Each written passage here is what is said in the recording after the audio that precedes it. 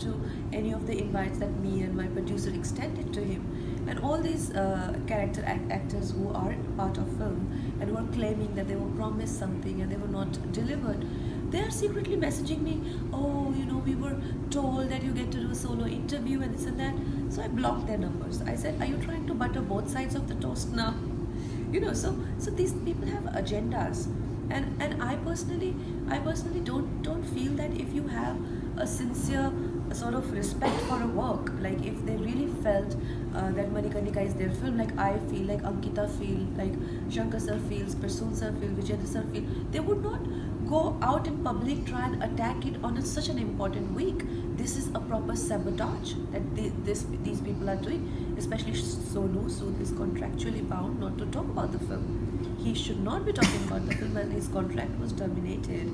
He's no longer part of the film. He doesn't hold any sort of participation in it. So I feel that last few years have been extremely challenging for me. A lot of my films didn't work, and then a couple of people filed cases on me for either for taking Manikarnika title, or the rights, or personal sort of vendettas, or ganging up on me. So I did feel cornered, especially when I had my accident while fighting. I had 18 stitches on my forehead and some 6 people attacking me simultaneously in media. And also I did not have this body of work. Like today I am an actor director, so people have a little bit more faith in me. But films, or be it now the great controversy that has been going on with Manikarnika, I just wanted to understand that so much is mostly written on social media, and I fail to understand that why most of this is fought on social media. Are there people who approach you and try to sort it amicably, no, rather than shouting it out and no, making a huge issue out of it on social media? Yes, this is one thing that I want to, because see, I say everything openly. People who are shouting on social media and giving interviews and crying about the things, I have, like, my sister also released messages which we sent to Krish that we should meet, and I wanted to show him the film in the month of December. He never showed up. In fact, he was so sure that the film is completely destroyed. How can anyone revive it? But when I did, he just couldn't. The minute he saw the film, he said, it's my film, which is okay, because anyway the credit is there with him. But the question is, why to do a media trial? Why can't he meet me and tell me what are his concerns? He's never met me. He never did anything for me. Rani Lakshmibai's story is our connection to our history, because that has been, see, when India got freedom, it did not happen because of a war. It was a settlement. So what we feel about, where does the courage come from? well, it's the courage is, I don't know where the courage comes from, but all I can say is that if in your heart you're not saying something which will benefit you, like whatever I've said right now, it might just harm me, because like there's 6 people file cases on me right now, might be like 8 more, but deep down I know I am talking about a bigger cause. I am talking about films, very few happens, maybe 1 in 2 years or 1 in once a year, which are not about, which don't belong to a single person. It belongs to the humanity, nation at large, and they should be seen for what they are. So that is my heart. In your heart, if your intention is right, you will never go wrong. You will never fall flat on your face.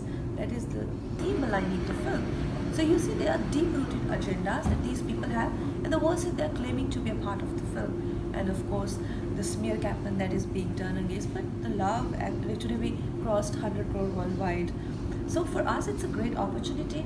But what really is shocking and alarming is that in how many ways people can sort of exploit the situation is very different than what we should be knowing and what we should be feeling. We feel a sense of stay somewhere. We are also like where does the psychology of isko English nahi aata hai, or like India is so dirty, and it was so many youngsters discuss that even if we had British Raj, our country would have been better, or things like that, because we have not actually we've not spoken in our syllabus, we've not spoken about the situations that we have faced, and so many martyrs, but you never really hear about them. They are the best kept secret of our history. So it's very important that youngsters and children are coming to me, they're saying that, oh, we didn't know that this was the situation, that Indians were not supporting Indians, and they were literally half-bred. And those are the people who who carried on the legacy of India later on. And that's why we as people have so much pressure of speaking English, behaving Brit, eating with forks, eating with spoons, and everything. Then why did these people just sort of set themselves on fire on the idea of nationalism? So where are these petty talks coming from? You know, if army is fighting on the borders, whole industry says, Bollywood says that we're artists, we can't comment on this. Where is this mentality come? This is the deep disconnect from the history. That is why this film is so important, and that's why I went out of my way. I took so much risk to make this happen. I actually, I love to cook. Yeah, that is a stress buster for me. And like I like mountain climbing, or not like very high fun, but trekking types mountain climbing. My mountain climbing is very boring. And skiing and all that too I do very slowly. Okay. Okay.